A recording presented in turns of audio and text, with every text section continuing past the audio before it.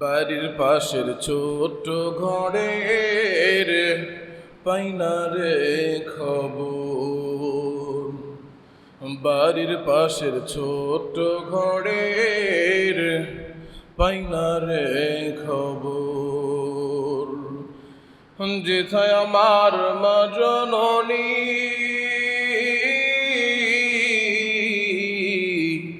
যেথায় আমার মা জননী ঘুমেতে বিভোর।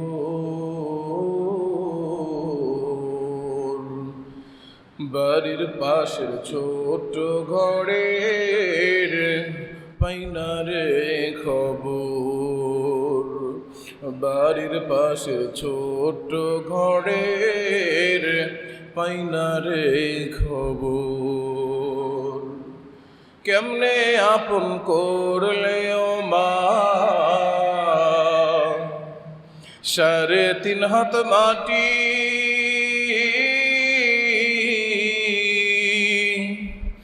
আজও পড়ে রইছে মাগ সকল পরিপাটি। কেমনে আপন করলে ও মা 3.5 হাত মাটি,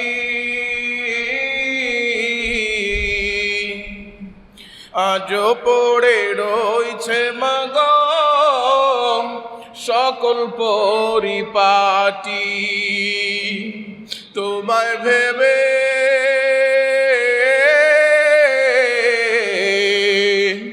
তোমায় ভেবে ভেবে কাটে কষ্টেরই প্রহর। বাড়ির পাশের ছোট্ট ঘরের পাইনা রে খবর। বাড়ির পাশের ছোট্ট ঘরের পাইনা রে খবর। যেথায় আমার মা জননী,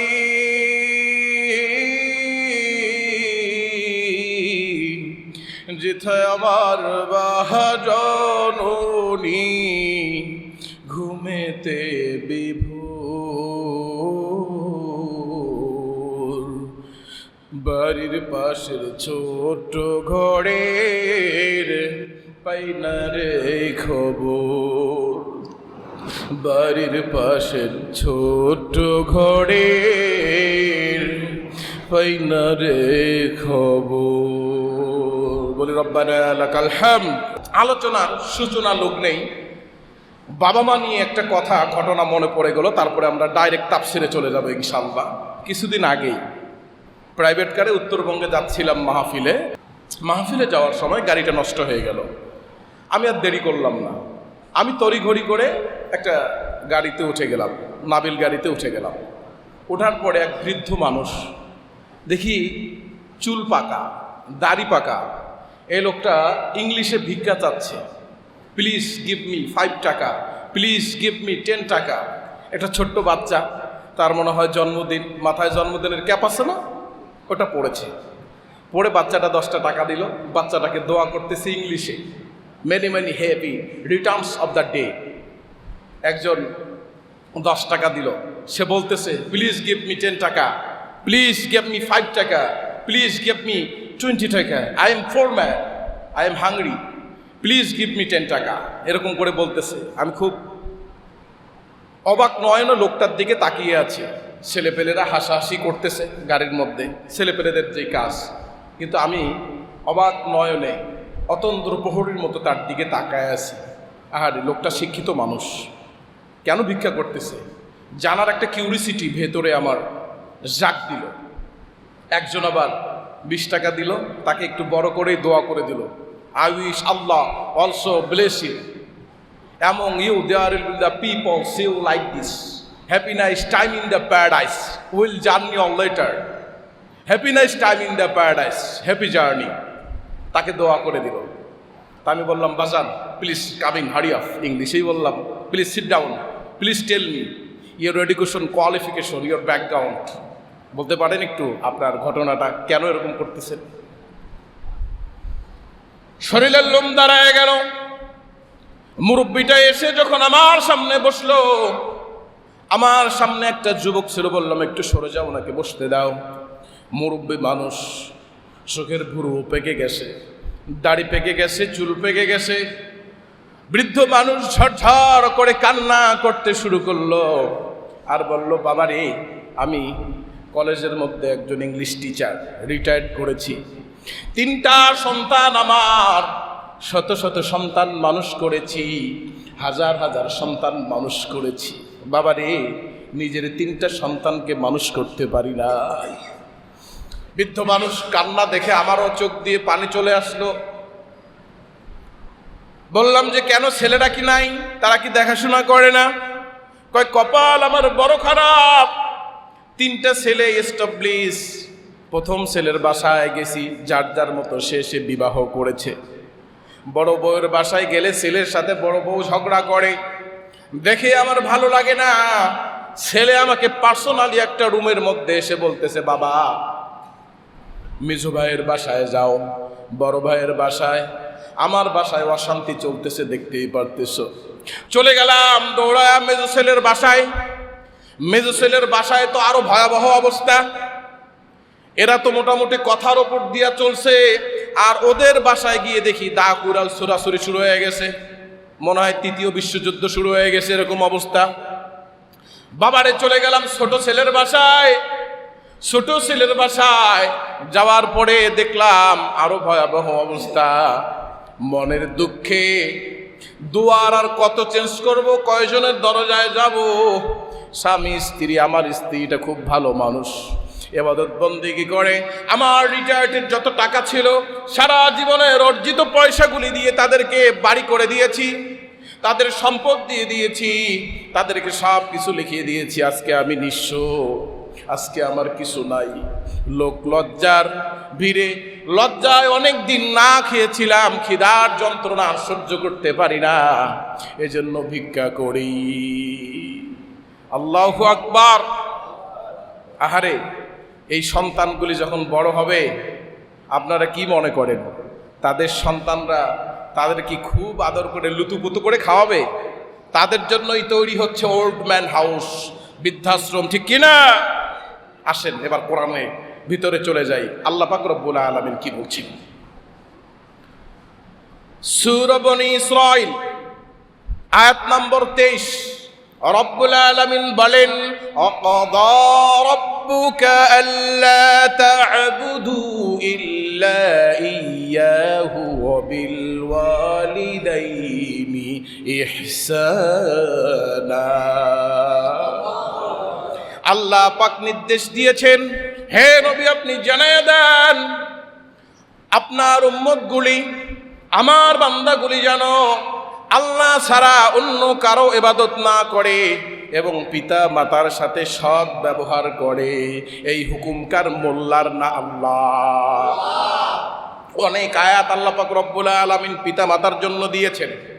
সূরা বনী ইসরাঈল 24 নম্বর আয়াত, রব্বুল আলামিন আবার বলেন, আখফিদ লাহুমা জানাহায-যুল্লি মিনার রাহমাহ ওয়া কুর রাব্বিরহামহুমা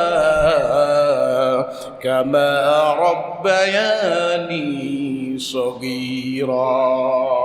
যারা পারেন আমার সাথে পড়েন, রাব্বিরহামহুমা কামা রাব্বায়ানি সগীরা। তাদের বিনয়ের সাথে অবনত চিত্তে থাকো, তাদের সাথে ঝিরকি দিয়ে কথা বলো না, তাদের জন্য দোয়া করো আল্লাহর কাছে, তাদের উভয়ের জন্য দোয়া করো। কেমন দোয়া করবে আল্লাহ শিখায়া দিলেন। শৈশবে ছোট্টবেলায় তোমাকে যেমন আদর যত্ন করেছে, আল্লাহর কাছে দোয়া করো, আল্লাহ দয়াময় মালিক, বৃদ্ধ বয়সে আমার বাবা মাকেও আপনি ওইভাবেই হেফাজত করেন। দোয়া শিখিয়ে দিয়েছেন কে? আমি প্রত্যেক ওয়াক্তে না হলেও যেই ওয়াক্তগুলি জোরে জোরে পড়া লাগে ওই ওয়াক্তগুলিতে এটা পড়ার চেষ্টা করি। আল্লাহ আমাদের সকলের বাবা মাকে মাফ করে দেন, বলি আমিন। পরে সূরা আনকাবুত 8 নম্বর আয়াতে রব্বুল আলামিন আবার বলেন, ওয়াসাইনাল ইনসানা বিওয়ালিদাইহি হুসনা।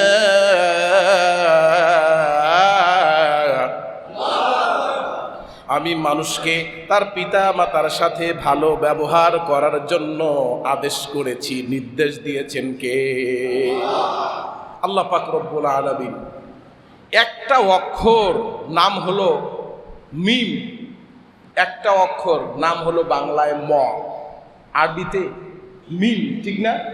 আমার মনে হয় পৃথিবীর সব উন্নত শব্দগুলি আল্লাহ পাক রব্বুল আলামিন এই অক্ষরটার ভিতরে ঠেসে দিয়েছেন। সুবহানাল্লাহ। এটা বললে কি কষ্ট পাবেন? আমার মনে হয় পৃথিবীর সব উন্নতম উচ্চ শব্দগুলি আল্লাহ পাক রব্বুল আলামিন এই মায়ের ম অক্ষরটার মধ্যে সংযুক্ত করে দিয়েছেন। মুসলমান ভাইরা রে আমার, মতে মুসলিম কেউ যদি অন্য ধর্ম থেকে আমাদের ধর্মে আসে তাকে আমরা কি বলি? মুসলিম বলতে প্রথম অক্ষর কি? ম। মুমিনের প্রথম অক্ষর কি? ম দিয়ে। মক্কার প্রথম অক্ষর ম, মদিনার প্রথম অক্ষর ম, মাওলানার প্রথম অক্ষর ম, মুহাম্মাদের প্রথম অক্ষর ম, মুহাদ্দিসের প্রথম অক্ষর ম, মুফাসসিরের প্রথম অক্ষর ম, মুনাজাতের প্রথম অক্ষর ম, মুবারকের প্রথম অক্ষর ম, মেহরবানের প্রথম অক্ষর ম, মুহাব্বতের প্রথম অক্ষর ম, মহানের প্রথম অক্ষর ম, মহিয়ানের প্রথম অক্ষর ম, মহাদেশের প্রথম অক্ষর ম, মহাবিশ্বের প্রথম অক্ষর ম, মহাকাশের প্রথম অক্ষর ম, মহাসাগরের প্রথম অক্ষর ম। আমাদের জীবন যেখানে হেরে যায়, মালাকুল মাউত যেই ফেরেশতার নাম আমাদের জীবন নিয়ে চলে যায়, সেই ফেরেশতার নাম মালাকুল ম দিয়ে, ঠিক কিনা? রুহুটা যখন চলে যায়, মানুষটা নিথর হয়ে পড়ে থাকে, তাকে বলা হয় মৃত্যুর ডেট। এই মৃত্যুটাও ম দিয়ে। কবরে যখন চলে যাব, হাসর নাসর শুরু হয়ে গেল। আমার যেই রসুল, যেই কলিজার টুকরা নবী শাফায়াত না করলে জান্নাত আমাদের জন্য হবে না, জান্নাতে যাওয়া সম্ভব না, সেই কলিজার টুকরা নবীর নাম মুহাম্মাদুর রাসূলুল্লাহ সাল্লাল্লাহু আলাইহি ওয়াসাল্লাম ম দিয়ে। আমার ওই দয়ার নবীকে, মায়ার নবীকে, আমার মুহাম্মদ সাল্লাল্লাহু আলাইহি ওয়াসাল্লামকে যে বানিয়েছেন, আকাশ জমিন কুল কায়নাত যে বানিয়েছেন আমার মালিক, ম দিয়ে তার নাম হলো মাওলা। জোরে বলেন আল্লাহু আকবার। ম দিয়ে। এটা আমি বিশ্লেষণ করে দেখলাম পৃথিবীর সব নামি দামি উচ্চ যে নামগুলি, শব্দ চয়নগুলি এই ম দিয়ে। সুবহানাল্লাহ বলেন। কষ্ট পাইলেন? এই মারে কষ্ট দিলে আল্লাহ পাক রব্বুল আলামিন যত বড়ই ইমাম হন, মুফতি হন, মুহাদ্দিস হন, ডাজন্ট ম্যাটার, আল্লাহ পাক রব্বুল আলামিন আপনার কপালে দুর্গতি লাগায় দিবে। রাসূল সাল্লাল্লাহু আলাইহি ওয়াসাল্লামকে জিজ্ঞেস করছেন সাহাবী, ইয়া রাসূলুল্লাহ, দয়ার নবী, ও মায়ের নবী, খিদমত করব কার? আল্লাহ রাসূল সাল্লাল্লাহু আলাইহি ওয়াসাল্লাম বললেন তোমার মায়ের। দ্বিতীয়বার জিজ্ঞেস করলেন খিদমত করব কার? আল্লাহ রাসূল বললেন তোমার মায়ের খিদমত করবে। তৃতীয়বার বললেন তোমার মায়ের খিদমত করবে। চতুর্থবার রাসূলুল্লাহ সাল্লাল্লাহু আলাইহি ওয়াসাল্লাম বললেন তোমার বাবার খিদমত করবে। তারপরে রাসূলুল্লাহ পাক জবানে বলছেন, শোনো শোনো সাহাবীরা শোনো, আল্লাহর এক ওলি ছিল, নাম তার জুরাইস। জুরাইস কেমন আল্লাহর ওলি? বনি ইসরাইলের বিশাল বড় এক আল্লাহর ওলি। সারাদিন যখনই সময় পাইতেন, সময় নষ্ট করতেন না, নামাজের মধ্যে দাঁড়াইয়া চোখের পানি ফেলে আল্লাহর কাছে নিজের গুনার জন্য মাফ চাইতে। বড় আল্লাহওয়ালা, বড় বুজুর্গ, বড় আল্লাহর ওলি ছিলেন। সুবহানাল্লাহ। জোরে বলেন না সুবহানাল্লাহ। জুরাইস খানকার ভিতরে আল্লাহর সাথে কথোপকথন করে আল্লাহর সাথে কথাবার্তা বলে, নামাজের মধ্যে যে কথা বলে, বলেন কার সাথে কথা হয়? আমরাও যখন নামাজে দাঁড়াই কার সাথে কথা বলি? নামাজের মধ্যে জুরাইজ কথা বলে। জুরাইজের মা প্রথম দিন সেটাকে জুরাইজ, বাবা জুরাইজ, বাবা আসো, একটু দরজাটা খোলো, মা দুইটা কথা বলে চলে যাব। একবার ডাকে, দুইবার ডাকে, তিনবার ডাকে। জুরাইজ নামাজরত অবস্থায় চিন্তা করে, মাওলার জন্য দাঁড়িয়েছি, মাওলার সামনে দাঁড়িয়েছি, নামাজটা কি ছেড়ে দেব? না না, নামাজ ছেড়ে দেব না, মা ডেকে চলে যাক, পরে আবার আসবে, কিন্তু মাওলার সাথে বেয়াদবি করব না, নামাজ ছাড়া যাবে না। নামাজ ছাড়ে নাই, চলে গেছে মা। দ্বিতীয় দিন আবার মা চলে আসছে, আবার ঠক ঠক, বাবা জুরাইজ, ও জুরাইজ রে, বাবা গেটটা খোলো, মা দুইটা কথা বলবো। জুরাইজ জুরাইজ জুরাইজ আবার নামাজের মধ্যে, মা রাগ করে চলে গেছে। তৃতীয় দিন এসে আবার ডাকা শুরু করছে, জুরাইজ বাবা কি দোষ করলাম, রাগ করলা নাকি? বাবা গেটটা কেন খোলো না? মা বিরক্ত হয়ে এমন একটা বদদোয়া দিছে, আল্লাহর কসম করে বলি মুসলমান ভাইরা রে আমার, AK-47 গুলি মিস হতে পারে, কিং কোবরা বিষধর সাপের সেই সবল মিস হতে পারে, B2 স্পিরিট, B2 বম্বার, পৃথিবীর মধ্যে সবচাইতে স্পিরিট যুক্ত যেই বিমান, যুদ্ধ বিমানের বুলেট মিস হতে পারে, বোম মিস হতে পারে, মিসাইল মিস হতে পারে, পারমাণবিক অস্ত্র মিস হতে পারে। আল্লাহি তাল্লাহি, আল্লাহর নামের কসম করে বলি, বাবা মা দোয়ার বদদোয়া যেটা করবে সেটা কখনোই মিস হবে না। আহারে জুরাইজ আল্লাহর সাথে কথা বলতেছেন, মা ডেকে নারাজ হয়ে গেল। জুরাইজ গেটটা না খোলার কারণে মায়ের মুখ দিয়ে এমন একটা অভিশাপ বের হয়ে গেল। হায় হায়, মা বলে ফেললো, জুরাইজ তুমি আল্লাহওয়ালা হইছো, মায়ের ডাকে সাড়া দাও নাই, আমি মা অভিশাপ দিলাম, মৃত্যুর আগে হলেও আল্লাহ তোমার জিনাকারী মহিলার সাথে একটা সম্পর্ক করায়া, একটা যে কোনো বিপদে ফেলায়া আল্লাহ তোমার মৌত দিবেন, তার আগে মৌত তোমার হবে না। হায় হায় হায় হায়, কি অভিশাপ দিল মা! বুঝা থাকলে বলেন, এত বড় আল্লাহর ওলি, মায়ের অভিশাপ লাগবে কি লাগবে না? বুঝা কয়েন। এত আসতে 2-4 জন বুঝছে, আর বাকিগুলা কিচ্ছু ওয়াজ বোঝে নাই, ঠিক না? এই কাজ আপনাদের। কবরস্থানে ওয়াজ করে তো লাভ নাই, একবার বলেন না আল্লাহু আকবার। না আসেন, জীবিত আছেন, মাশাআল্লাহ, আল্লাহু আকবার। এই ধ্বনি সে যত জোরে দিতে পারবে, আল্লাহ তার মর্যাদা দুনিয়া এবং আখিরাতে তত বাড়িয়ে দিবে। লাভ বুঝলে কয়, তার আগে কয় না। বাঙালি বড় চালাক, আজব চিজ। সম্মানিত ভাইরা রে আমার, বাড়তি কথা নয়। জুরাইজের মা অভিশাপ দিয়ে গেলেন। তার কিছুদিন পর জুরাইজের খানকার পাশে এক রাখাল ওই গ্রামের এক মেয়ের সাথে জিনা করলো। জিনা করার পর বাচ্চা কনসেপ্ট করলো। গ্রামের মানুষ উল্টাপাল্টা কথা বলে, তাদের আত্মসম্মানের মধ্যে লাগে। মেয়েটা এসে রাখালরে বলল, রাখাল তোমার সাথে মিলামেশা করেছি, ভালোবাসা করেছি, আদান প্রদান করেছি দুইজনে।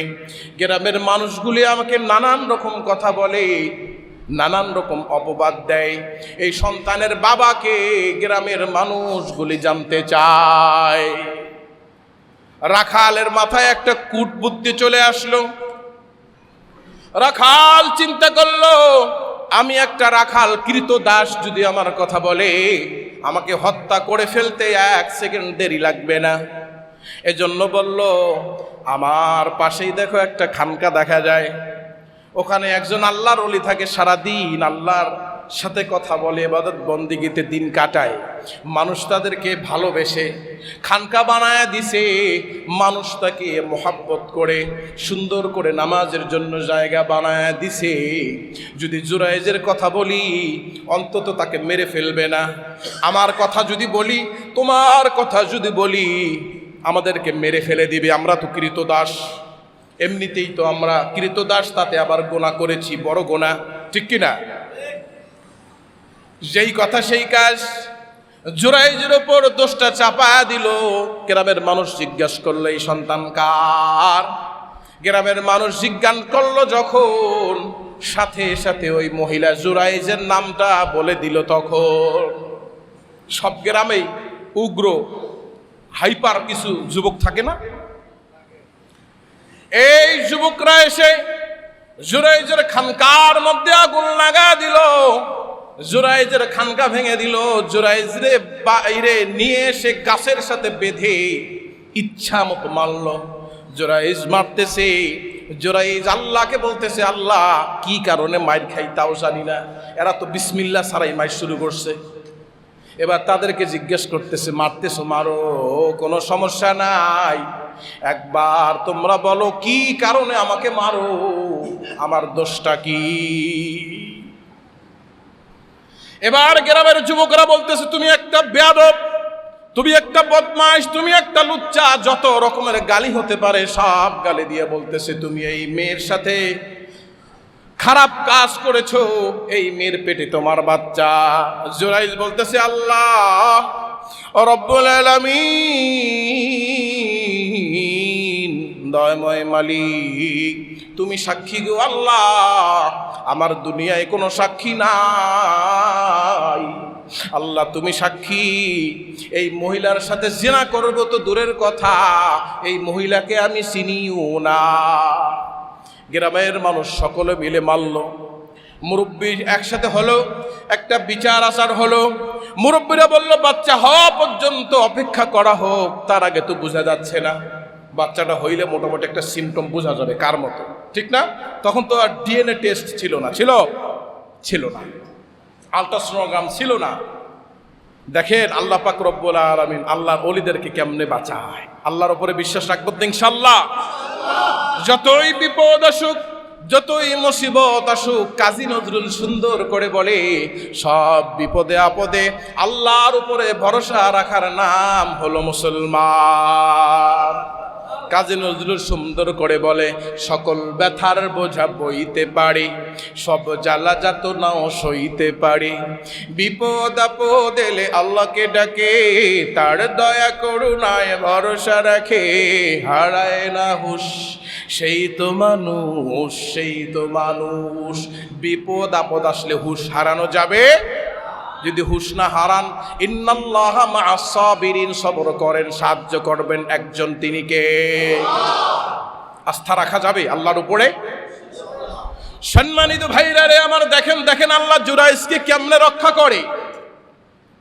ছোট্ট বাচ্চা নিয়ে আসছে, বাচ্চা যখন হয়ে গেল জুরাইজের সামনে নিয়ে আসলো।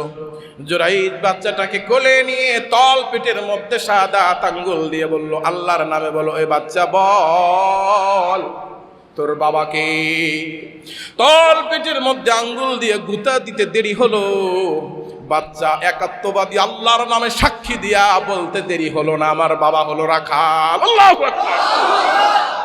যুবকরা হতভম্ব হয়ে গেল, স্ট্যাচু হয়ে গেল, সবাই দাঁড়িয়ে, আশ্চর্য ব্যাপার, সবাই অস্থির হয়ে গেল।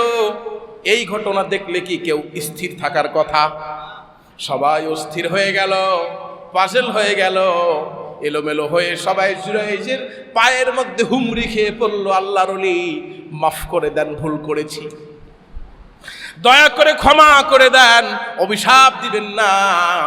আল্লাহ পাক রব্বুল আলামিনের কাছে যদি অভিশাপ দেন আমরা ধ্বংস হয়ে যাব, দয়া করে মায়া করে মাফ করে দেন, আপনার খানকা আমরা স্বর্ণ দিয়ে বানায় দেব, আর ওই খানকার মধ্যে কাউকে জীবনেও ডিস্টার্ব করতে দেব না। জুরাইজ কান্না ছেড়ে দিয়ে বলে, মালিক তোমার পরীক্ষা বোঝা বড় দায়।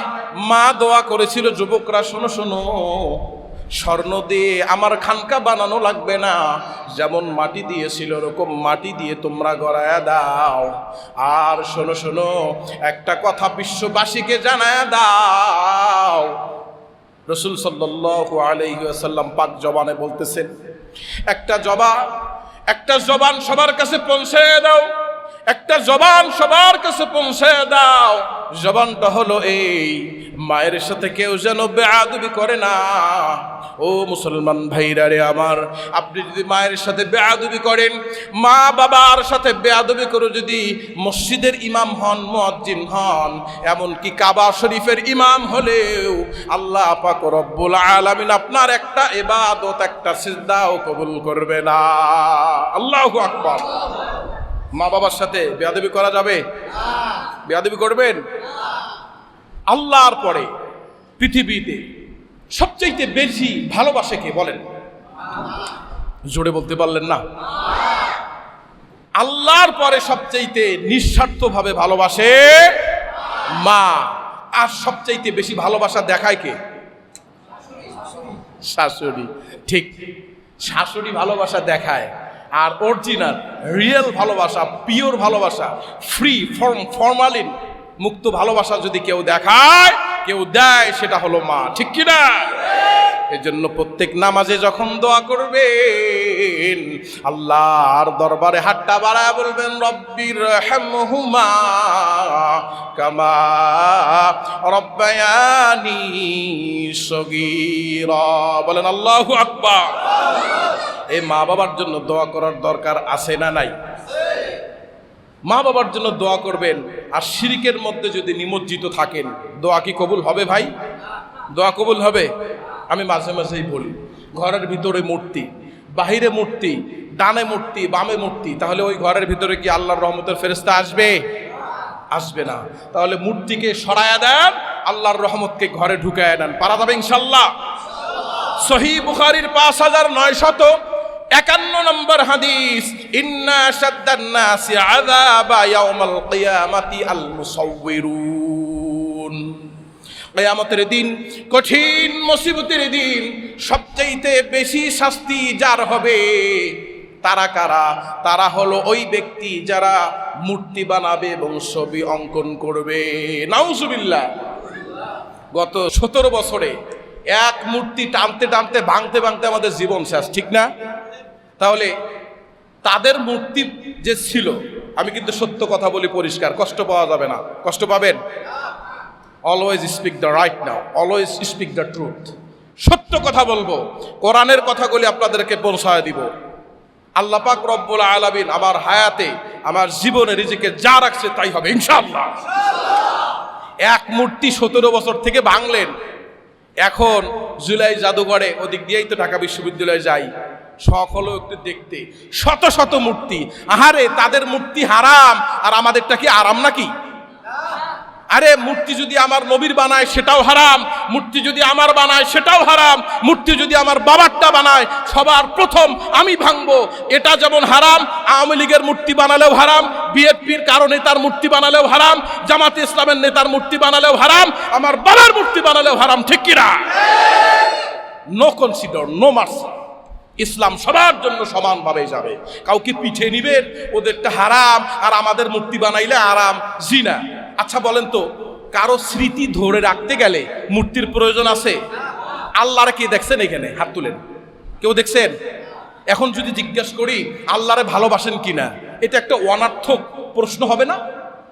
আল্লাহরে ভালোবাসেন কিনা? তা দেখেন নাই তো, ভালোবাসেন কেমনে? আচ্ছা, আমার রসুলকে কি কেউ দেখেছেন?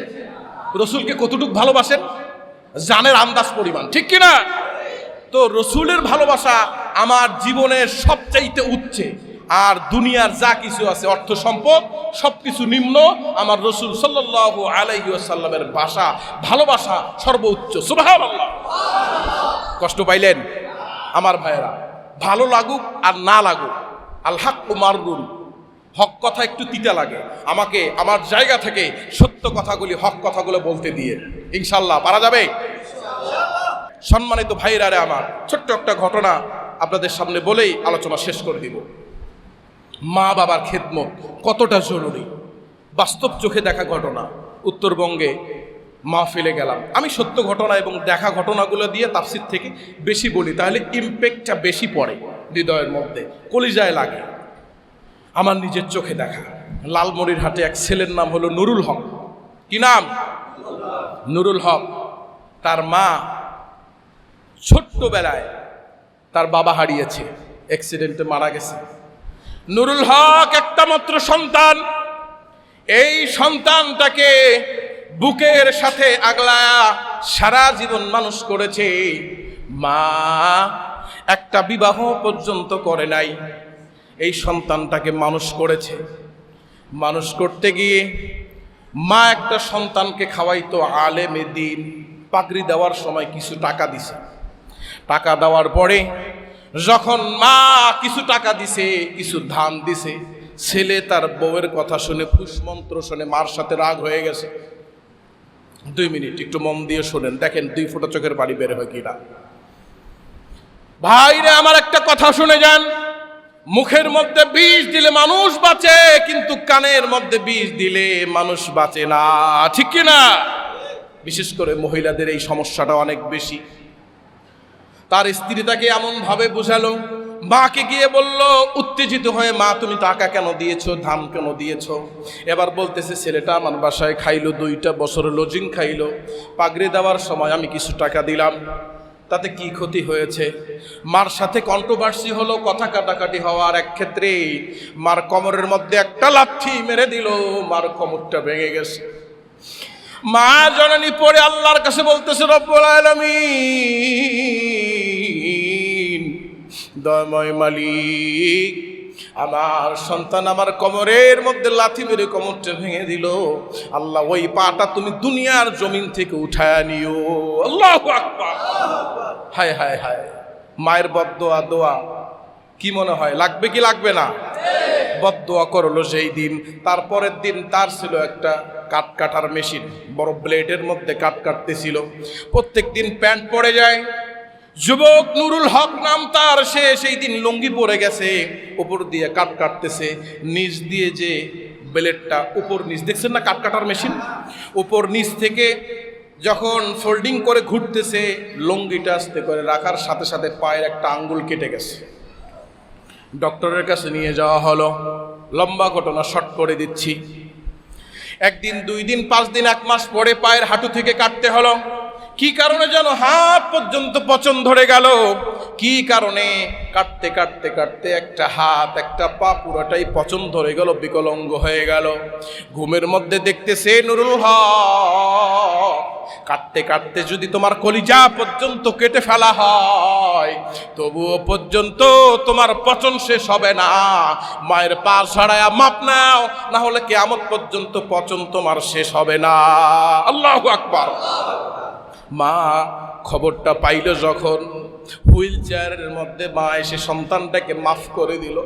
কাঁদতে কাঁদতে আল্লাহর দরবারে হাত উঠে বলল, আল্লাহ, তামাম জিন্দেগির মধ্যে যত পাপ করেছে, যত অন্যায় করেছে, যত কষ্ট দিয়েছে, আমার নুরুল হককে আমি জীবনের তরে মাফ করে দিলাম, আল্লাহ আপনিও মাফ করে দেন।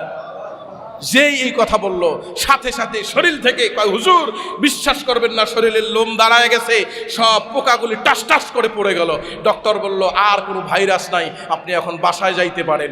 এই হলো মায়ের দোয়া, বদদোয়া। আল্লাহু আকবার। ইনশাআল্লাহ মা যাদের আছে আমার কলিজার টুকরা ভাইয়েরা, পা জড়া মার কাছে ক্ষমা চেয়ে নিবেন। আর যাদের মা নাই, মায়ের জন্য কবরের পাশে গিয়ে একটু দোয়া করবেন। পারা যাবে ইনশাআল্লাহ? পারা যাবে ইনশাআল্লাহ? আলোচনা শেষ করে দিচ্ছি একটা লাইন বলে, মাগো তোমার ওই সোনা মুখ ভুলতে পারি না, মাগো তোমার ওই সোনা মুখ ভুলতে পারি না। মুস্কি হেসে খোকা ডাকটি, মুস্কি হেসে খোকা ডাকটি, শুনতে যে আর পাই না। মাগো তোমার ওই সোনা মুখ ভুলতে পারি না। হাজার হাজার মানুষ যেই দিন ভর্তি আমার বাড়ি, চোখের সামনে নিলে বিদায় পড়ে সাদা শাড়ি। হাজার হাজার মানুষ যেই দিন ভর্তি আমার বাড়ি, চোখের সামনে নিলে বিদায় পড়ে সাদা শাড়ি। তোমার বিদায় সেই বেলা যে, তোমার বিদায় সেই বেলা যে শুধু দেয় যন্ত্রণা বাগো তোমার। ওই সোনা মুখ ভুলতে পারি না বাগো তোমার, ওই সোনা মুখ ভুলতে পারি না। মুস্কি হেসে খোকা ডাকটি, মুস্কি হেসে খোকা ডাকটি শুনতে যে আর পাই না মাগো তোমার। ওই সোনা মুখ ভুলতে পারি না মাগো তোমার, ওই সোনা মুখ ভুলতে পারি না। আল্লাহ পাক রব্বুল আলামিন সকল মাকে যারা মরে গেছেন, কবরবাসী হয়ে গেছেন, জান্নাত নসিব করুক, বাবাগুলোকে মাফ করুক, আর আমাদের যাদের পিতামাতা বেঁচে আছে খেদমত করার তৌফিক দান করুক। বলছে আমিন। হাযা মা ইনদি ওয়াল ইলমু ইনদাল্লাহ আলাইহি তাওয়াক্কালতু ওয়া ইলাইহি উনীব।